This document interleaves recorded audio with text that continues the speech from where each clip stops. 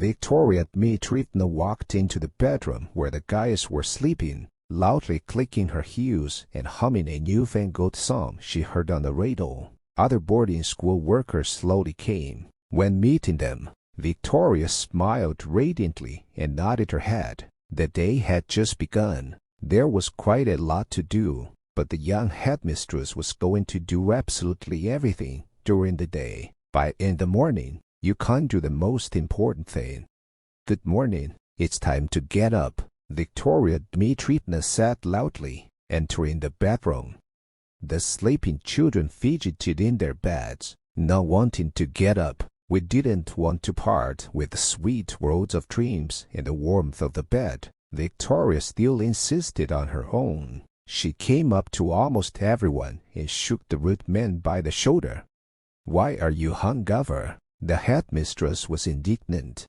One by one, the children got out of bed and got dressed, rubbing their eyes sleepily, all of different ages, thin, tall. When they got dressed, the guys went together to wash and eat, except for one, a red-haired boy with a straight nose. "So, Sir Youngsaya, today you have an important mission," Victoria Dmitrievna said seriously. The boy shuddered. He realized what awaited him. It is useless to resist. Otherwise, the obese nannies will come, grab you tightly by the arms and legs, and drag you to the special room. This was the name among children for one large room, from which no one ever returns. Sir Youngsaya obediently followed Victoria, head down. He couldn't cry. He had already cried all his tears. All that remained was to come to terms with a terrible fate. This happened to every child, because no one takes it anyway. Victoria Dmitrievna, although she has a diploma in teaching, she literally does not like children at all, so she lives alone. There was simply no other profession at the technical school that she could enter. With this, Victoria, then Vika, put an end to her modeling career, and her appearance was too attractive. Long, lush black hair, lush breasts, pleasantly shaped buttocks and slender legs. Crowds of men still run after such a beauty. But with her diploma, Victoria did not go anywhere further. She began to float with the flow of life, folding her arms on her chest. "I had to go to a local boarding school, which was about to close. They don't take you to kindergarten without experience, but I still had no desire to go there. Victoria was going to work here until they closed it down completely,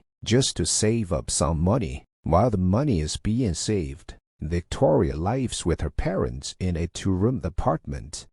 At the boarding school, the children were noisy and disobedient, which made Victoria go crazy every day. So an idea came to her, an extremely cruel one. She equipped the same special room, a former music class, as an operating room, where she conducted her terrible experiments. All this was done secretly. There were people among the staff. There were no checks, and the children were not taken into families. The best thing to do is to take it out on them. Victoria watched a lot of films about psychopathic maniacs, read various medical articles, textbooks, and books. I moved from theory to practice. The nannies helped her with this. Among them were those who worked in the hospital, in particular surgery. The secretary, a middle-aged woman, helped with the paperwork to make sure everything was in order. The old cook and Masha, who looked like a hippopotamus, prepared food from the poor children and forced other children to eat the prepared concoction. This is how things stood in boarding school No. 17, a forgotten institution, looking wretched. From the outside, it may seem like a long-abandoned beauty. There have been cases of penetration by those who like to climb abandoned places, and they all ended very badly. This is the same door leading to the special room. Sir Youngsaya swallowed nervously. Clasping his hands together, Victoria Dmitrievna was fumbling with the keys, and when the lock clicked, the door swung open and the smell of fire hit her nose. The headmistress grabbed the boy's hand tightly and led him inside. Closing the door, she turned on the light. The room lit up, and an operating room appeared before those who entered. There was a couch in the middle, next to a table with made tools and accessories. Various appliances and cabinets were placed throughout the room. The tiled floor and white walls are covered in blood. It was cold and unpleasant. Sir Yang saw a slightly open door in the room, from where a strange sound was coming, like a groan mixed with crying. It was dark behind that door. The boy didn't want to know what or who was there. He doesn't need this now, because now he will die. Meanwhile, Victoria Dmitrievna was preparing for business. She had already put on a doctor's gown and a mask, and put her hair into a ponytail. A minute later, two nannies arrived, looking alike. In appearance, they resembled bouncers from some night bar. "You know what to do," said the headmistress.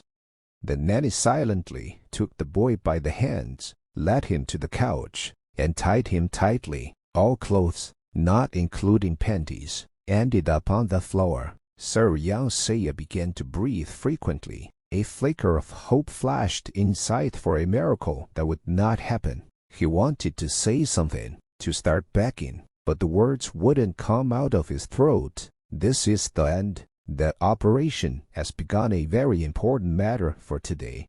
For Victoria, this was not just an operation, but a whole game where you can't create anyone. This game was called God. She considered herself such. She simply deified herself at such moments. The nannies were considered angels helping in this matter. The boy was given anesthesia. The headmistress needed him alive. When the small eyes closed, the girl took the scalpel. One of the nannies held the boy's hand with its heavy palm so that nothing would disturb Victoria. With deft movements, the headmistress began to move the blade along her wrist, thereby stripping the skin and flesh. A scarlet puddle formed. After the scalpel, the girl took a hacksaw and began to separate the bone. An unpleasant sound ran through the room, but it did not distract from work. The right palm is finished. Victoria Dmitrievna did the same with the other palm and feet. She took out a needle and thread. Trowel sewed the feet to the arms and the palms to the legs. This took much longer than separating a body part. The skin sometimes tore, and I had to stitch it in the same place several times, just to be sure. On the cheeks, I made a pattern of threads in the shape of a star. I tore off several teeth with pliers and inserted buttons in their place. She took out her eyes and sewed up her eyelids. I dripped wax into my ears. To do this, I had to go to the warehouse for candles. She injected a strange white liquid. No one knew what it was, but it was known that this substance supported life in the test subjects. Now everything is ready. The game is over. Another doll has been added to Victoria Dmitrievna's collection. You can't go. The nannies left, and Victoria put her new toy in a wheelchair and rode to the slightly open door, where there was a smell of rot, sweat, urine, and feces. The small room was illuminated with dim light. All the dolls made by the headmistress were kept here. Here is a boy with 6 arms, crawling with difficulty like a spider. A girl with an extra leg sticking out of her crotch, completely missing arms, twins sewn together so that the penis of one entered the anus of the other. This is your new home, Sir Yang.